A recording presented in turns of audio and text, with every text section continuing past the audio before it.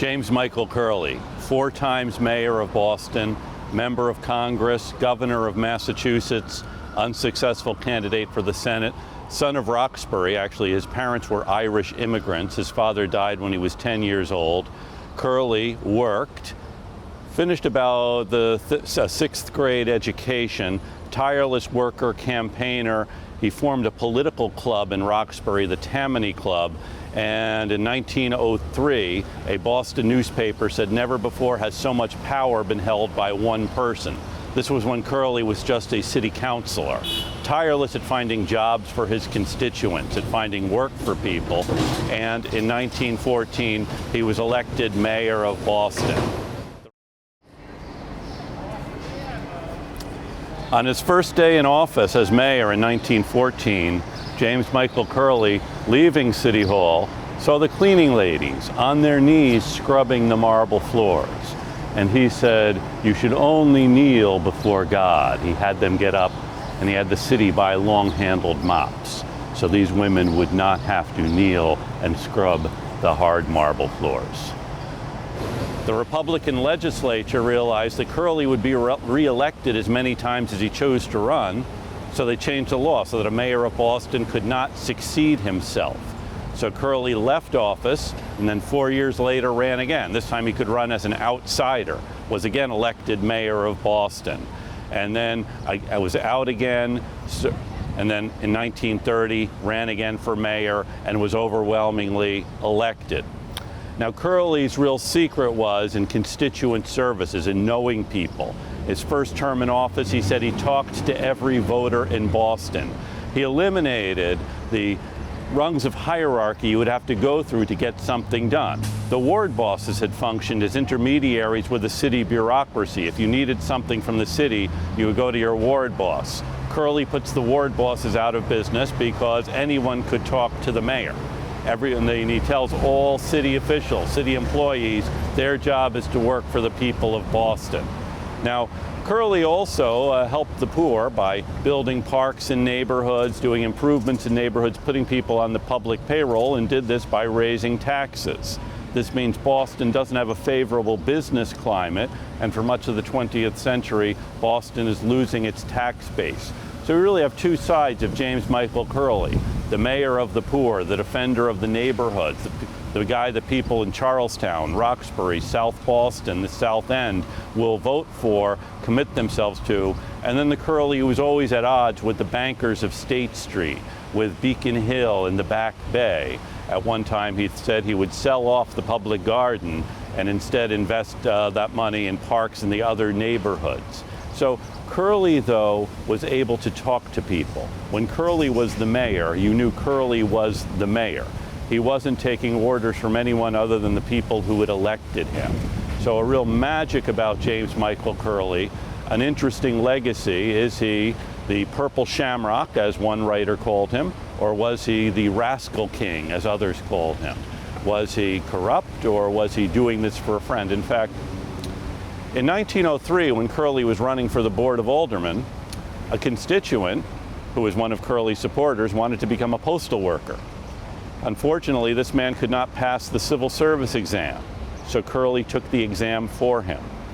A rival political organization noticed this, that is, they noticed that James Michael Curley was signing in to take the civil service exam for this fellow, and reported him. So Curley was charged with fraud. Apparently, he discovered it was against the law to take the civil service exam for someone else. At the trial, Curley said a couple of things, one being, according to the law, now remember, Curley wasn't a lawyer. According to the law, someone taking an exam can have legal representation. I was representing this person. And the other thing he said was, I didn't take any money for this. I was doing this for a friend. The judge doesn't buy either argument and sends Curley to jail for 3 months, to the Charles Street Jail. And this was actually Curley's first real vacation. He spent those 3 months reading Shakespeare, reading biographies of Thomas Jefferson, reading other classics of both literature and history, and came out and was elected to the Board of Aldermen. His opponents thought he was finished. Once you've been to jail, you're pretty much done. And then anyone could call Curley a crook for having gone to jail. But Curley's answer was, he did it for a friend. And what kind of alderman do you want? Someone who will go to jail for you, or someone who will just file petitions in the city council. So Curley's connection with his constituents extended to going to jail for them if they needed him to go to jail. 1903, Curley does go to jail, and actually he's elected mayor of Boston in 1945 when he's under indictment in federal court in Washington for mail fraud. Rather complicated story. No one in Boston took it seriously, but then once Curley was mayor, trial commenced in Washington and Curley was found guilty of mail fraud. This time he goes to prison in Danbury, Connecticut, or as he puts it, he was a guest of the state of Connecticut for 3 months. President Truman pardoned him on the day before Thanksgiving of 1947. Every member of Congress from Massachusetts signed a petition to President Truman to pardon Curley. Now he's in his 70s, his health is failing. And every member of Congress, that is, but one, that was John F. Kennedy. Part of the reason is, back in 1914, when Curley was first interested in running for mayor of Boston, his only real obstacle was the fact that John Fitzgerald was mayor of Boston. Fitzgerald, as you know, was Kennedy's grandfather. And Fitzgerald, Curley thought, was only going to serve 1 term. However, Fitzgerald decided to run again. Curley gets Fitzgerald out of the race by unearthing a story about Fitzgerald having a too close relationship with a young woman who worked at a casino outside of town. She was a card dealer, and she had the arresting name of Toodles. And Curley was going to expose Mayor Fitzgerald and his relationship with Toodles, saying, "I will give a series of public lectures on great lovers in history, from Cleopatra to Toodles." And the embarrassed Fitzgerald left the mayor's race open for James Michael Curley to be elected. Someone said that if James Michael Curley had lived when television was the popular medium, he would have been elected president. A great speaker, a captivating speaker. In 1932, he nominated John Nance Garner for vice president at the Democratic Convention, and he was asked by one of the movie studios to come to New York and tape his speech so that they could show it around the country. His speech was called The Forgotten Man, and Curley spoke about seeing the forgotten man all around the country. He goes to New York, to the movie studio, and he arrives, and they're stunned that he doesn't have a script. How is someone going to speak extemporaneously? And they tell him he has exactly 11 minutes. And at exactly 11 minutes, Curley finishes his speech without a script, without a note. He knew what he was going to say. He knew exactly how much time he had.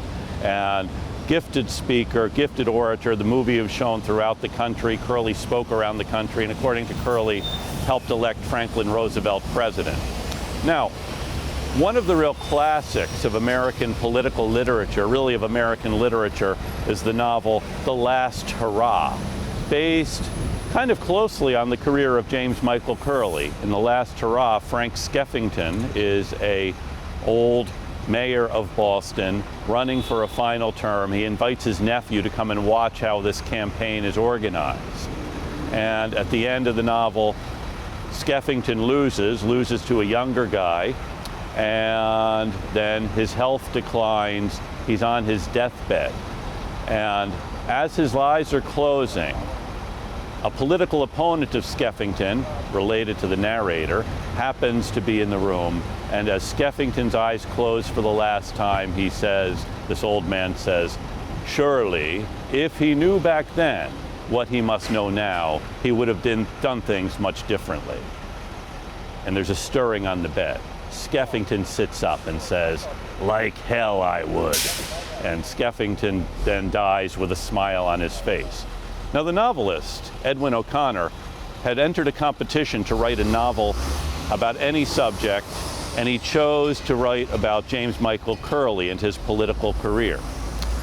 The Boston Globe, when the novel came out, the novel is The Last Hurrah, thought it would be good to have Curley review it. So they send the novel to Curley.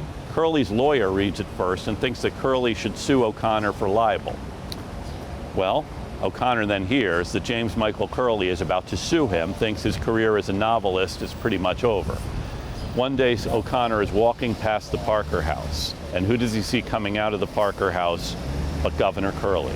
Curley gets into a car. O'Connor sticks his head into the window of the car, realizing this is his only chance, and says, "Governor, I'm Edwin OConnor." Now, by this time, Curley has read the book, and Curley loves the book. And he says, "That's a hell of a book you wrote. And do you know what my favorite part is? When I die. Because that's exactly what I would do. I would tell that guy, you know, the hell with you." And Curley does then write his own memoir, which he calls I'd Do It Again, a recounting of his life and an unapologetic look at the life of James Michael Curley. Hero to many, villain to others, someone who left an impact on the city of Boston unmatched by any other political figure.